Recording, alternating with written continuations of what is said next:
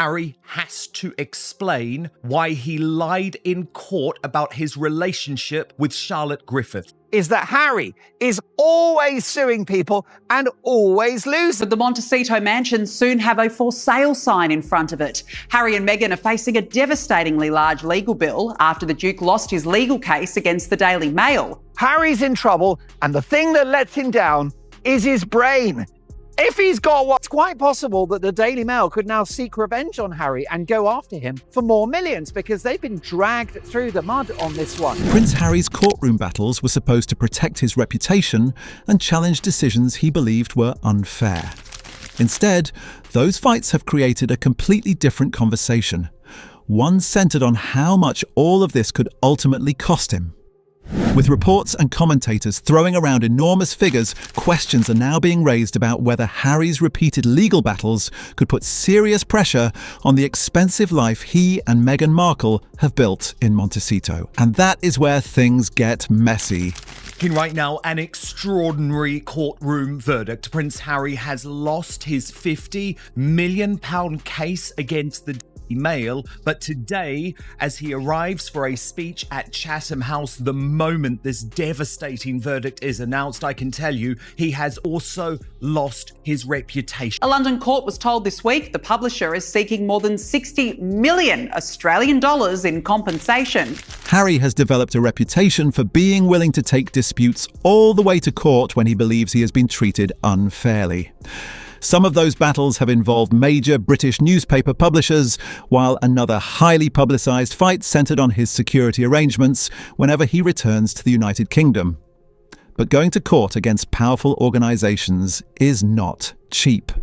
Even for somebody with Harry's resources, years of lawyers, hearings, appeals and other legal expenses can add up fast.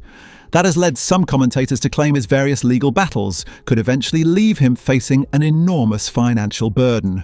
One dispute involved Associated Newspapers, publisher of the Daily Mail and Mail on Sunday, as Harry joined other high-profile figures in bringing allegations concerning unlawful information gathering. Associated Newspapers Limited, the publishers of the Daily Mail and the Mail on Sunday, to court. They were suing them for a breach of privacy. Can legally say Prince Harry, comma, a known liar. Or, if I was kind, Prince Harry, comma, a known serial memory variant. Not only Prince Harry personally, but also now the Invictus Games are in serious financial trouble. The publisher has denied the allegations. The wider legal fight has stretched across years, showing just how complicated and expensive these cases can become. Harry has also faced setbacks in separate legal proceedings. One particularly significant battle involved the level of publicly funded police protection available to him when visiting Britain after he stepped back from working royal duties. Harry challenged the decision-making process surrounding those security arrangements, arguing that the protection of himself and his family remained extremely important. It was not a split decision, as many of us suspected. This was a slam dunk for the Daily Mail. It wasn't even close. Massive win for the Mail. Massive defeat for the Ginger Whinger and the other celebrities involved who love to use the media when it suits them. How delicious that he's come back to the UK just in time to be humiliated. Expect the mother of all tantrums later. However, his challenge ultimately suffered a major defeat when the Court of Appeal rejected his case. That loss immediately created another question. How much would the fight cost?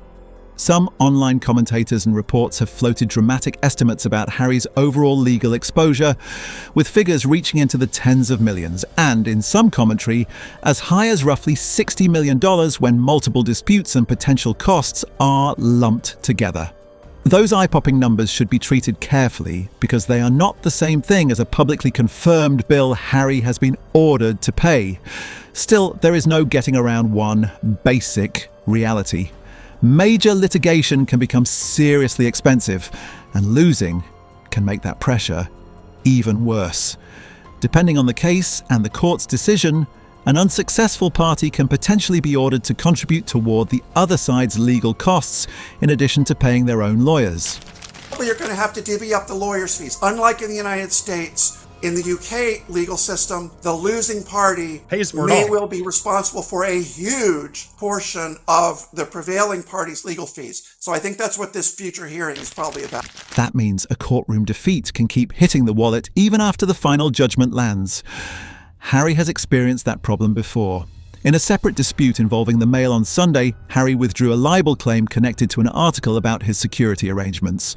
Reports at the time said he faced substantial costs after abandoning the case.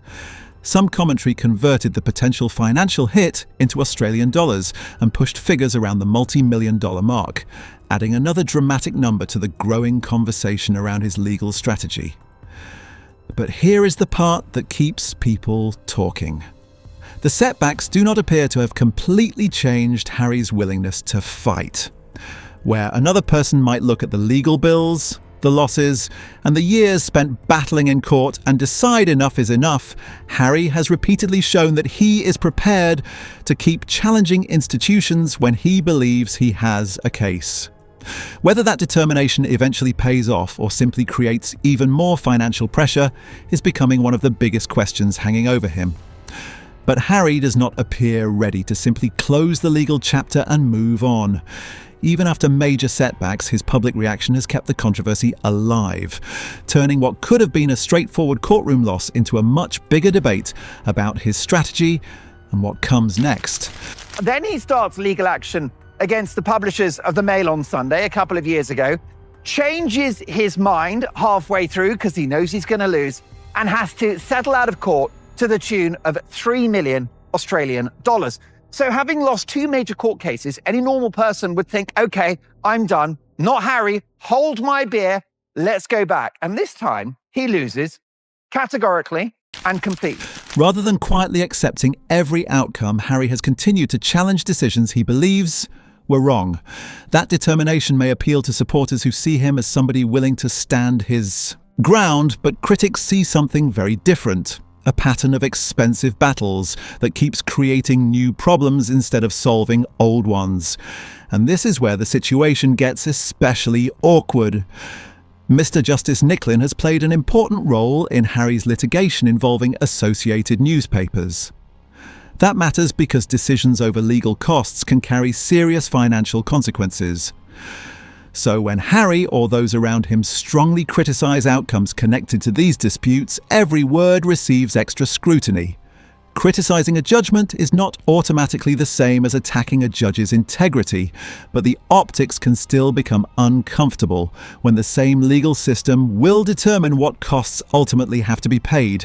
That creates a strange position for Harry. He wants to publicly defend his side, yet continuing the fight can bring additional attention, additional legal work, and potentially additional expense.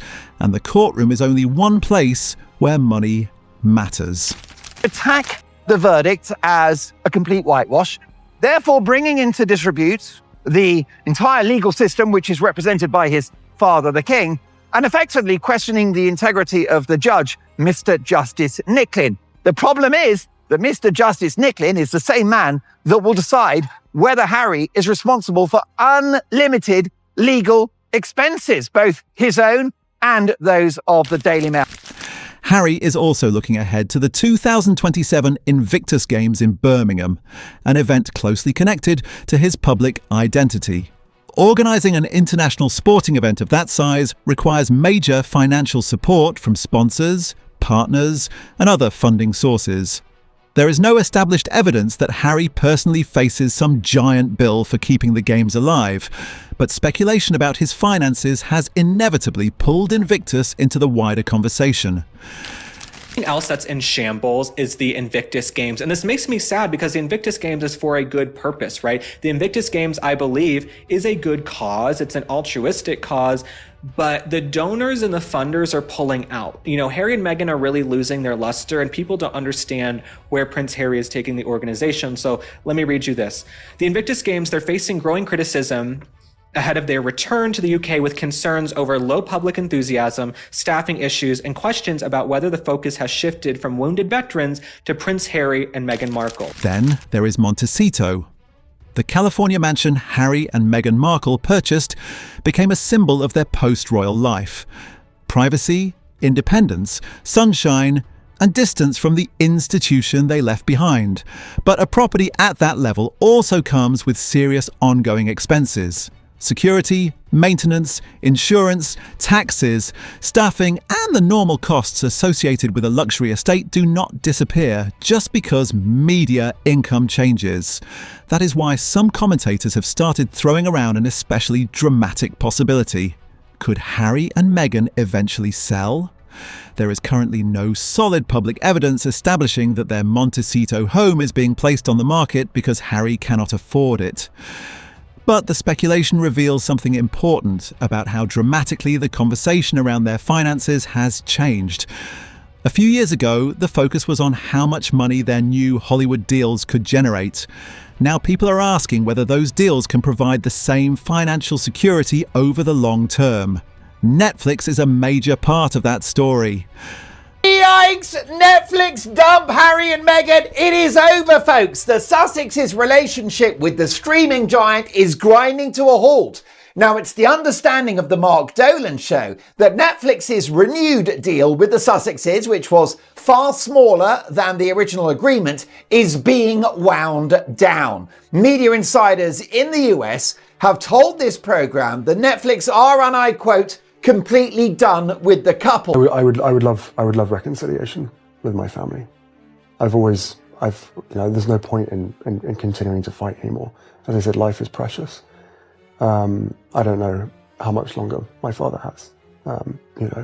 He won't speak to me because of this security stuff. But it would be nice to.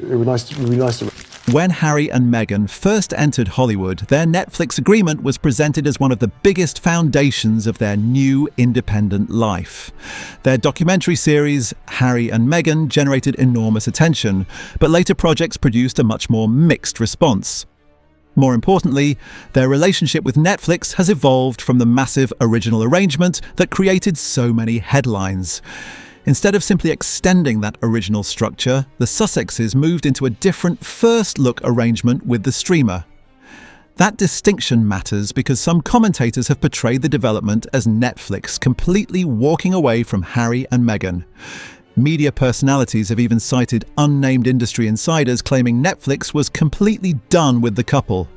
But the reality is more complicated than that dramatic soundbite suggests. The relationship changed rather than simply disappearing overnight.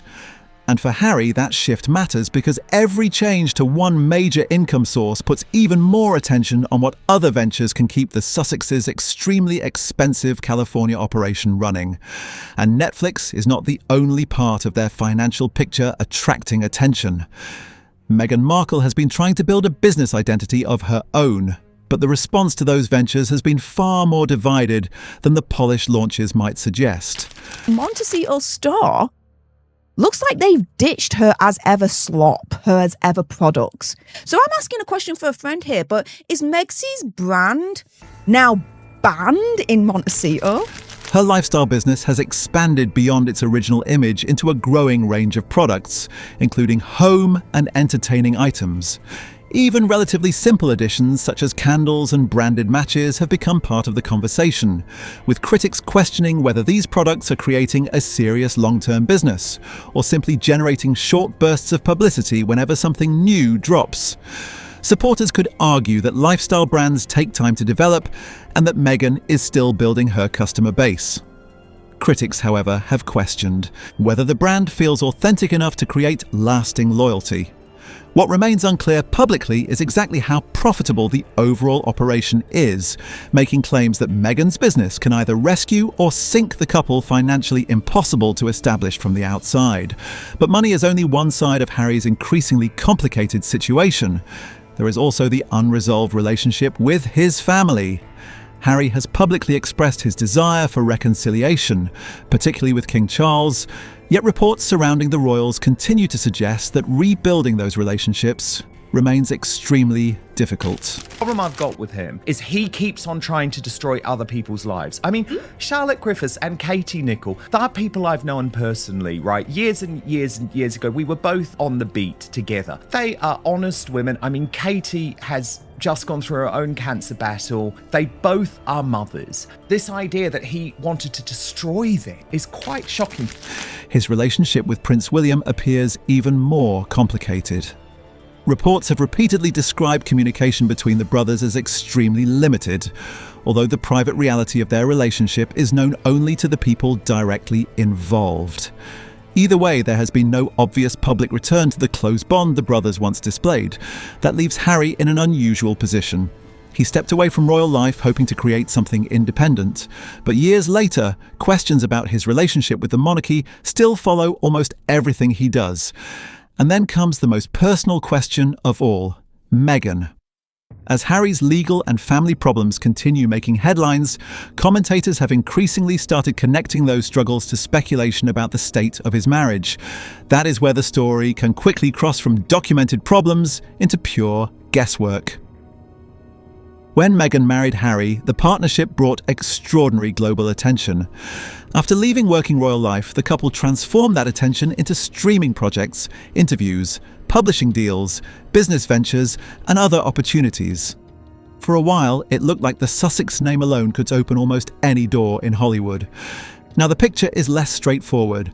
Harry is dealing with expensive legal disputes and unresolved royal tensions, while Meghan is increasingly developing projects centered around her own identity, rather than always appearing alongside her husband. She's money obsessed and always has been.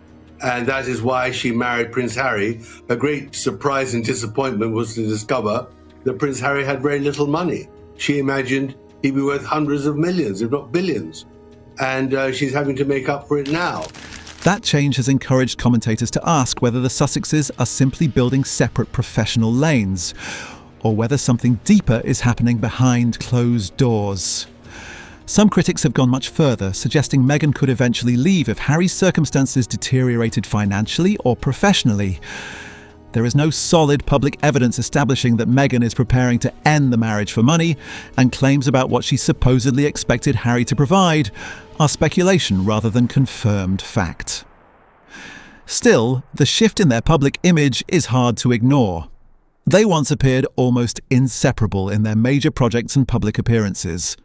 Today, their individual ventures increasingly create separate headlines, with Harry fighting battles on several fronts while Meghan develops a more independent business profile.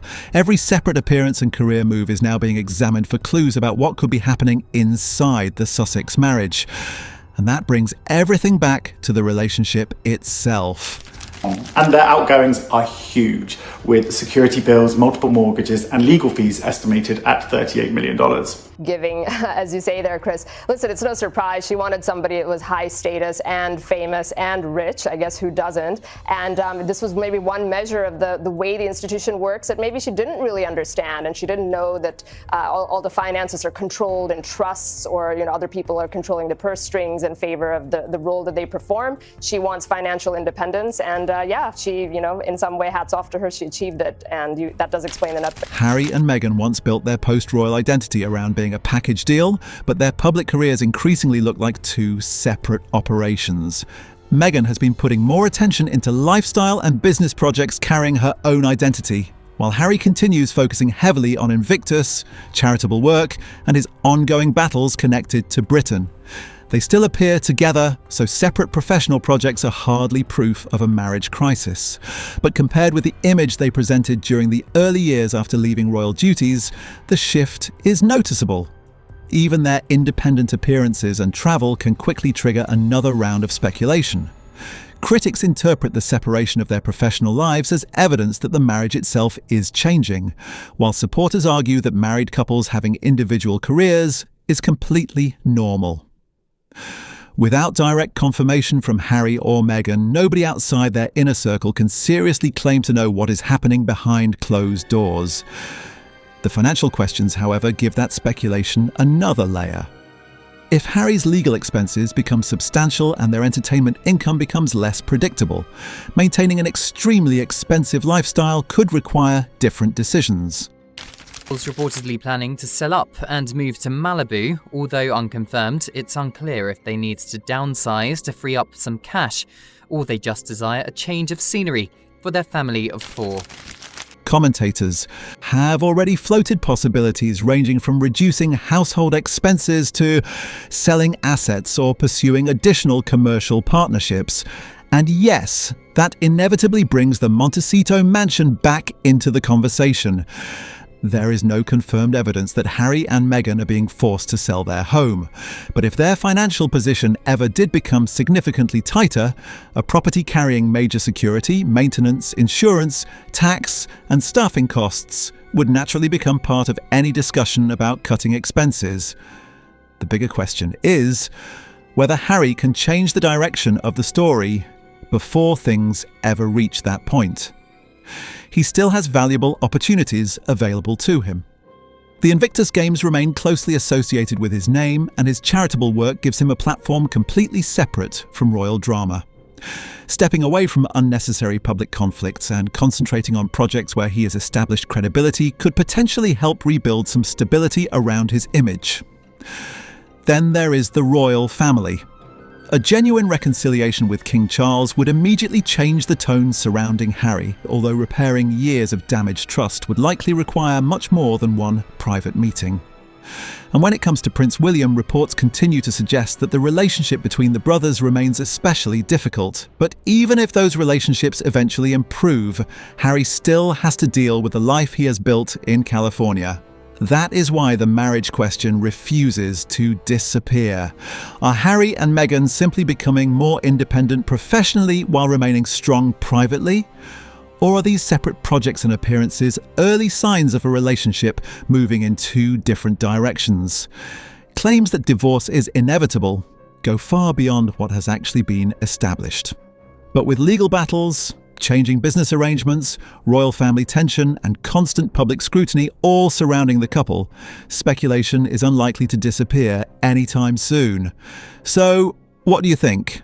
Can Harry turn things around and create a more stable future? Or are the pressures surrounding the Sussexes becoming harder to manage? And do you think Harry and Meghan's increasingly separate professional lives mean anything for their marriage? Drop your thoughts in the comments. If you enjoyed the video, make sure to like, share, and subscribe for more celebrity drama. And don't go anywhere. Click the next video appearing on your screen right now for even more celebrity drama and another story you definitely won't want to miss. Thanks for watching, and see you in the next one.